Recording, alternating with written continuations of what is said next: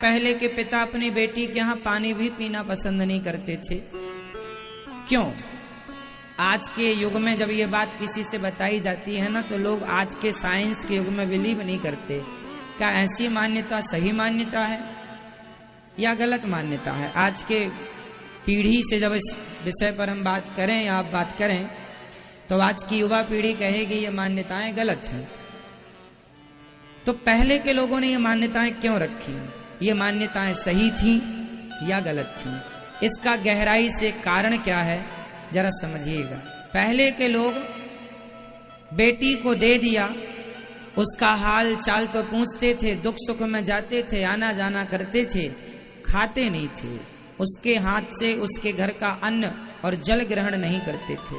इसका कारण क्या है? इसका कारण यह है कि हम जिसे दे चुके हैं, दान जिसका कर चुके हैं, भगवान से ये प्रार्थना करते थे कि हे प्रभु बेटी के घर का ना खाना पड़े। मतलब वो इतना सेल्फ डिपेंड हुआ करता था पहले का आदमी, आत्मनिर्भर हुआ करता था पहले के आदमी, कि वह उसका बेटा सेवा करे या बेटा सेवा ना करे तो स्वयं वो आत्मनिर्भर है, उसे बेटी के हाथ का ना खाना पड़े, है ना। तो मतलब पहले के लोग सेल्फ डिपेंड थे। आज के लोग क्या हैं? अब जैसे किसी की दो बेटियां हैं, बेटा है ही नहीं, तो क्या उस पिता को क्या बेटी के घर पानी नहीं पीना चाहिए? पीना चाहिए। जिस पिता के पुत्र नहीं है, जिस बाप के केवल दो बेटियां हैं या एक बेटी है या चार बेटियां हैं या 7 बेटियां हैं, तो आप बेटियों के यहाँ रहकर उनसे सेवा ले सकते हैं बुढ़ापे में, वो भी तब जब आप मजबूर हो जाएं। जब तक आप स्वस्थ हैं तब तक आप अपना करें, पर मजबूर हो जाए तो बेटियों के यहाँ जा सकते हैं, कोई पाबंदी नहीं है। पहले के लोग ऐसे हुआ करते थे, बेटा हुआ ही करता था, और बेटा नहीं होता था तो भाई का बेटा सेवा। पहले तो ऐसा था ना कि भाई का बेटा भी अपने चाचा या ताऊ की सेवा कर लेता था। पहले ना सेवा करने को बहुत अच्छी बात मानते थे कि हमें सेवा का मौका मिला है। पहले श्रद्धा से लोगों की सेवा करने की भावनाएं होती थी। पहले जरूरत ही नहीं थी बेटी के यहाँ जाने की, पर वो दौर अलग था, समय बदल गया, युग बदल गए। युग मीन्स बहुत काल बदल गया। वो युग अलग था, ये युग अलग है। वो समय अलग था, ये समय अलग है। तो आज के समय पर आज तो बेटे ही सेवा नहीं करता, बहुत सारे बेटा हैं पर बेटी सेवा कर रही हैं, तो कर रही हैं, वो अच्छी बात है, करना चाहिए। हर बेटी को सेवा करना चाहिए। यदि कोई बाप बेटी के घर जाए, खाए पिए रहे, पानी पिए, तो कोई पाप नहीं है। पाप तब माना जाएगा जब आपके पास सब कुछ है, सेवा बेटा है, करने वाला है, सेल्फ डिपेंड है आप, फिर भी बेटी के यहाँ पड़े हैं, वो गलत है। इसका एक साइंटिफिक कारण समझिएगा। पहले का बाप बेटी के घर ज्यादा नहीं जाता था, पहले की माँ बेटी के घर ज्यादा नहीं जाती थी, पहले मोबाइल भी नहीं था। तो पहले और आज में एक अंतर आपने देखा होगा। आज जितने भी पति पत्नी में झगड़ा होते हैं या सास बहू में झगड़ा होते हैं, उसमें अधिकांश झगड़ा करने वाली पत्नी या झगड़ा करने वाली बहू, यदि वो झगड़ा कर रही है तो कहीं ना कहीं उसके झगड़े में उसकी माँ का सपोर्ट होता है। बोलो हाँ या ना? उसकी माँ का हाथ होता है। आज 100 में से 95 तलाक माँ की गलती से होते हैं। बेटी तो ना समझ होती है, बेटी तो ना समझ होती है, मम्मी हमसे ये लड़ाई करते हैं, झगड़ा करते हैं। बेटी माँ बोली एक काम कर, सूटकेस तैयार कर, हम गाड़ी भेज रही हैं, चल तू आ जाना। जरा सी बात हुई तो माँ गाड़ी भेज देती है, गुंडे भेज देती है, चल आ जाना। आ गई, घर में पड़ी है, रहते रहते दूर रहते रहते दूरियां बढ़ गईं, फिर क्या हुआ? तलाक हो गया।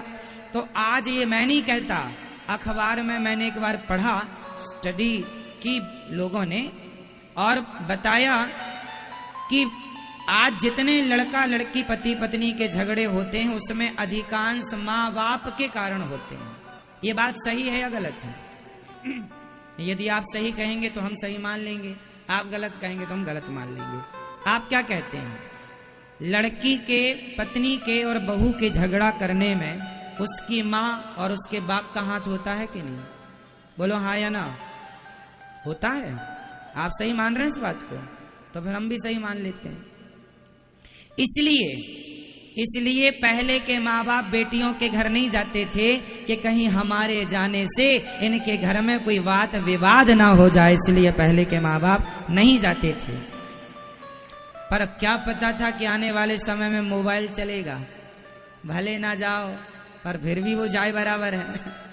एक एक घंटे बेटियां चिपकी रहती हैं मोबाइल में, माँ आज हमने ये खाया, ये बनाया, आज हमारी सास ने ऐसा कह दिया था हमें।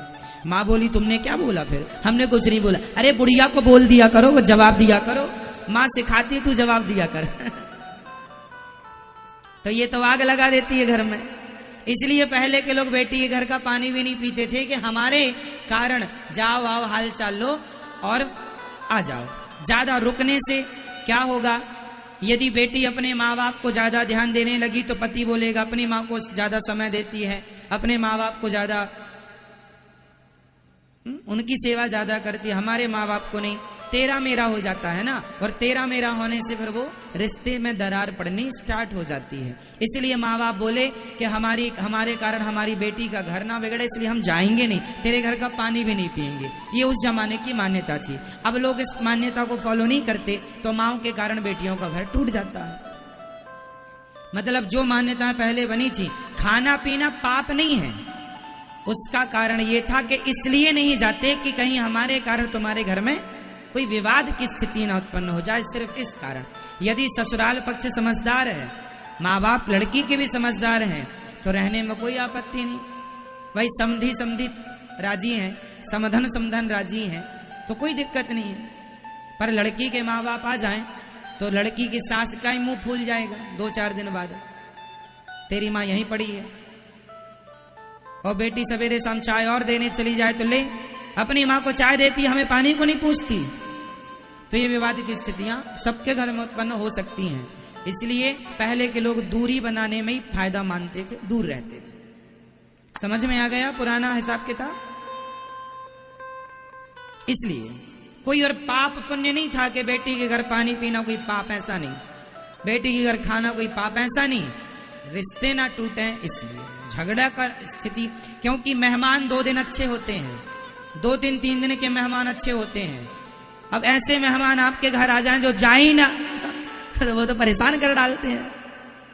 भाई मेहमान 2-5 दिन अच्छे होते हैं, 2-4 दिन की मेहमानी अच्छी लगती है। अरे मेहमान आए, और पड़े ही है तो लोग जा ही नहीं रहे।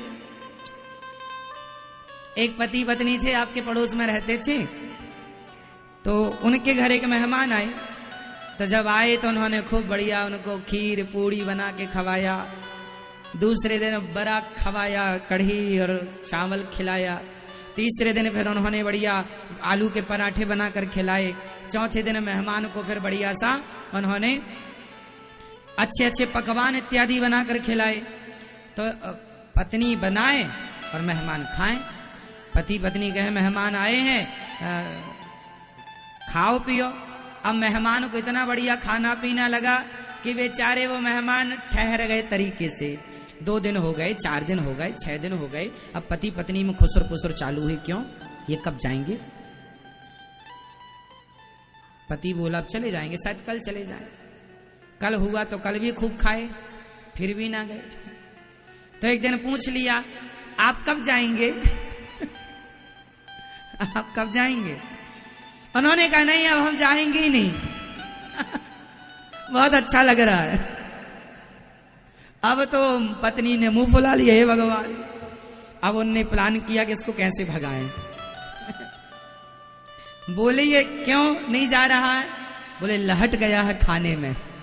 खाने को लहट गया जानते हो? खाने को लहट गया है। एक काम करो, अब 2 दिन घर में भोजन ही मत बनाओ, और हम तुम आपस में लड़ते हैं। जब हम तुम लड़ेंगे पति पत्नी तो ये भाग जाएगा। पति बोला हम तुमसे कैसे लड़े, आज तक तो कभी लड़े नहीं। पत्नी बोली झूठ मूठ का लड़ना। अब पति पत्नी ने झूठ मूठ की लड़ाई शुरू की। उसने उसको ऐसा कहा, अरे तुमने हमें ऐसा कह दिया, आज हम भोजन ही नहीं बनाएंगे। अब मेहमान बाहर सुन रहा है, बोले लो आज तो भोजन ही नहीं बनेगा। अब जैसे तैसे भोजन नहीं बनाया, पर जो रखा था वो दोनों अंदर पति पत्नी ने खा लिया। मेहमान को कुछ नहीं मिला। आज पूरा दिन मेहमान भूखा रहा। दूसरे दिन फिर सवेरे सवेरे लड़ लिया। मेहमान को लगा राम राम अब तो लगता है भोजन मिलेगा नहीं, तो मेहमान अपना बोरिया बिस्तर तैयार करने लग गए। और आज पति पत्नी ने जोर से लड़ाई की, जोर जोर से, बाहर खूब आवाज जाए, खूब लड़ाई भिड़ाई की। आज हम खाने को नहीं देंगी तुम्हें, बनाएंगी नहीं, जाओ, तुम ऐसा कहते हो वैसा कहते हो। खूब लड़ाई हुई। मेहमान को लगा अब दाल गलने वाली नहीं, मेहमान जाने लगे। और जब मेहमान गए तो पत्नी रो रही थी, रोने का नाटक कर रही थी। तो पति बोला, अरे काहे रो रही है, वो तो चले गए मेहमान, हमने तो तुम्हें झूठ मूठ का डांटा था। पत्नी बोली, हम भी तो झूठ मूठ के ही रो रही थी, हम सही का नहीं रो रही थी। पति बोला, हम भी झूठ मूठ का नहीं डांट रहे थे। तब मेहमान आके बोला, हम भी झूठ मूठ के गए थे।